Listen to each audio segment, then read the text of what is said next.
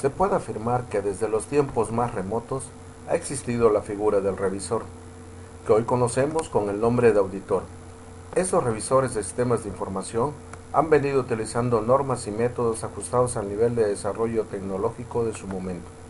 Como consecuencia de la continua evolución del mundo informático, el auditor debe de estar al día, tanto de los avances de las nuevas tecnologías como en los nuevos riesgos inherentes a estas tecnologías.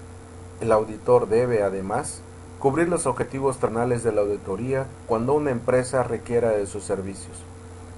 En el estado actual de la tecnología, el papel del auditor es triple. En primer lugar, debe poner de manifiesto a la dirección de la empresa los importantes cambios que se están produciendo y los riesgos asociados que se han de tener en cuenta. En segundo lugar, con anterioridad a la puesta en funcionamiento de estas nuevas tecnologías, el auditor debe asegurarse de que los controles que se hayan implementado o se vayan a implementar son los adecuados. Y en tercer lugar, el auditor debe evaluar la efectividad de los nuevos controles como consecuencia de la utilización de estas tecnologías. Para que los auditores puedan cumplir con su nuevo papel, necesitan nuevos conocimientos, nuevas normas y nuevos métodos de trabajo.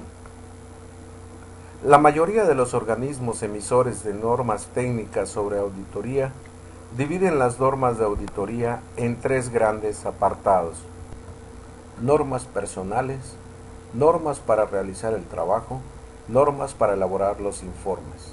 La independencia se refiere a que el auditor ha de ser una persona independiente de la unidad o de la entidad que vaya a auditar. En el caso de que el objetivo sea la auditoría del desarrollo de una aplicación, el equipo es responsable de aplicar el método que considere más adecuado, lo que supone diseñar, desarrollar e implementar los controles. Con total independencia del equipo de desarrollo, el auditor deberá decidir los procedimientos que vaya a aplicar al auditar el desarrollo de la aplicación en cuestión. El auditor puede hacer recomendaciones para mejorar el sistema, cuidando siempre no perder la independencia. La independencia se puede perder si el auditor se implica excesivamente en el diseño, desarrollo e implantación de la aplicación. Por ejemplo, si el auditor decidiera incorporarse al equipo de desarrollo tomando, entre otras decisiones, cuáles han de ser los controles concretos que se han de implantar, entonces su independencia se vería diezmada tanto a la hora de revisar el proceso de desarrollo como a la hora de revisar la aplicación una vez instalada y en funcionamiento. En conclusión, el auditor deberá establecer con el equipo de desarrollo el nivel de colaboración adecuado que no le suponga perder independencia. En otras palabras, la función de auditoría debe ser lo suficientemente independiente del área que se audite como para permitir alcanzar los objetivos de la auditoría. La formación se refiere a que el auditor de sistemas informáticos debe estar técnicamente preparado y poseer los suficientes conocimientos y experiencia que le permitan realizar el trabajo de auditoría. De lo contrario, deberá acudir con el experto. La formación del auditor se hace esencial debido a la mencionada revolución tecnológica. Para poder ejercer y realizar la auditoría con efectos y responsabilidades plenas, el auditor deberá tener los conocimientos de un economista y los de un informático, tener experiencia suficiente y cumplir los requisitos que establece la legislación de su país. Normas técnicas sobre ejecución del trabajo. Primera etapa, planificación. Antes de comenzar la auditoría, todo el trabajo se debe planificar y alguien que no haya participado en la planificación debe supervisar el plan. La planificación de la auditoría supone desarrollar una estrategia global basada en el objetivo y en el alcance del trabajo que se haya encargado al auditor. Se puede decir que las fases para elaborar el plan pueden ser: análisis general de riesgo. Para realizar este análisis, el auditor debe tener conocimiento general del sector en el que se desenvuelve la empresa, del tipo de actividad y de la empresa en sí. De esta manera podrá determinar a priori las áreas donde el riesgo es mayor. El auditor debe utilizar técnicas de evaluación de riesgos tanto a la hora de desarrollar el plan global de la auditoría como a la hora de planificar una auditoría concreta. 2. Desarrollo de un plan global relativo al ámbito y a la realización de la auditoría. Una vez evaluado el riesgo de la entidad que se va a auditar, Se elabora el plan global. En dicho plan se reflejan las decisiones iniciales del auditor con respecto a los principios, normas técnicas y demás legislación que se va a tener en cuenta en el trabajo de auditoría.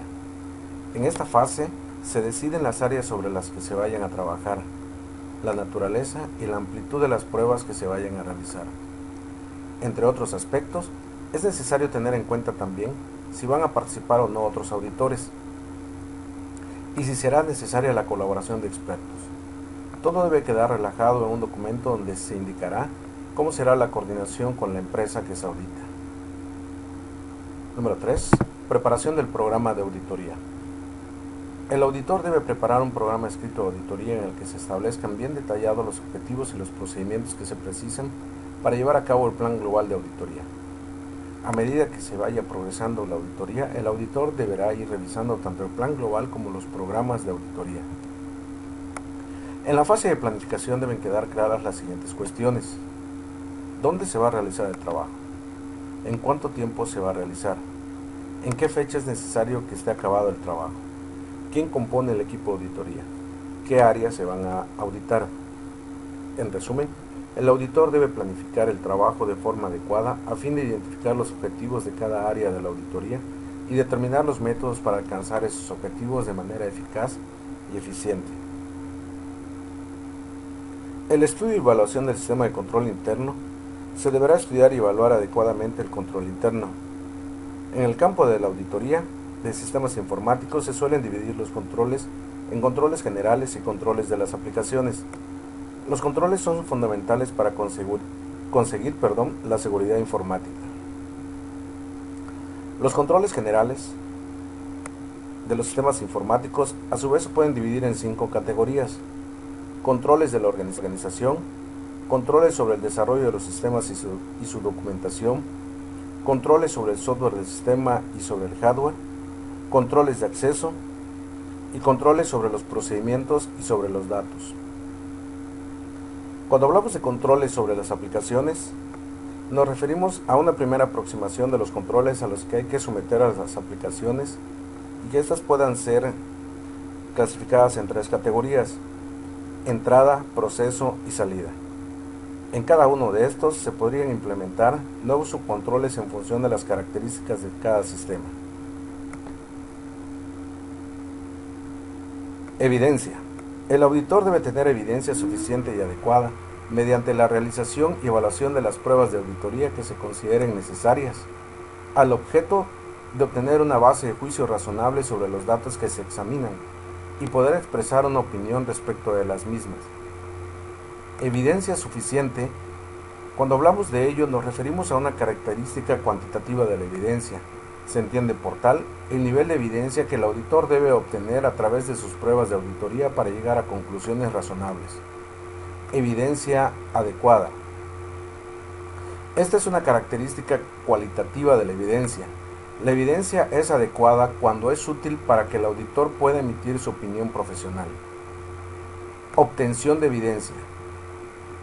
Sin que la siguiente relación tenga carácter exclusivo, la evidencia suele obtenerse de la siguiente manera: de los manuales de la organización de la empresa, de los manuales de procedimientos, del manual de auditoría interna, de informes y escritos de auditorías anteriores, del plan de la auditoría de la empresa a corto y largo plazo, de las actas de las reuniones de la dirección, de los manuales de las características de los equipos, instalaciones, programas y datos, de los organigramas de la empresa, de confirmaciones externas, del archivo permanente de auditores internos, de entrevistas con el personal de la empresa. Los informes de auditoría deben ajustarse a los principios y normas de auditoría informática generalmente aceptados. Entre estas normas están las emitidas por la EDPAF. El informe es un instrumento que se utiliza para comunicar los objetivos de la auditoría, el alcance que se vaya a tener, las debilidades que se detecten y las conclusiones a las que se lleguen. A la hora de preparar el informe, el auditor debe tener en cuenta las necesidades y características de los que se supone serán sus destinatarios. El informe debe contener un párrafo en el que se indiquen los objetivos que se pretenden cumplir. Si según la opinión del auditor, alguno de los objetivos no se pudiera alcanzar, se debe indicar en el informe. En el informe de auditoría se debe hacer mención de cuáles son las normas y principios de auditoría generalmente aceptadas que se han seguido para realizar el trabajo de auditoría. También se deben indicar las excepciones en el seguimiento de estas normas técnicas, el motivo de no seguirlas, y cuando proceda también se deben indicar los efectos potenciales que se pudieran tener en los resultados de la auditoría. En el informe de auditoría se ha de hacer mención al alcance de la auditoría. Se debe describir la naturaleza y la extensión del trabajo de auditoría. Si durante el trabajo se detectan debilidades en el sistema de información de la entidad auditada, estas deben indicarse en el informe, así como sus causas, sus efectos y las recomendaciones necesarias para mejorar o eliminar las debilidades. El auditor debe expresar en el informe su opinión sobre el área auditada. No obstante, en función de los objetivos de la auditoría, esta opinión puede ser general y referirse a todas las áreas en su conjunto. El informe se debe emitir en un documento más adecuado para que permita que las acciones que tengan que poner en práctica el auditado tengan los mayores efectos posibles y que éstas sean positivos. Con anterioridad al informe, el auditor puede emitir, si éste lo considera oportuno, recomendaciones destinadas a personas concretas. Estas recomendaciones no deberían alterar el contenido del informe. Por último, se debe indicar la entidad que se audita y la fecha de emisión del informe. También se debe indicar las restricciones que fuesen convenientes a la hora de distribuir el informe para que éste no llegue a manos de quien no deba.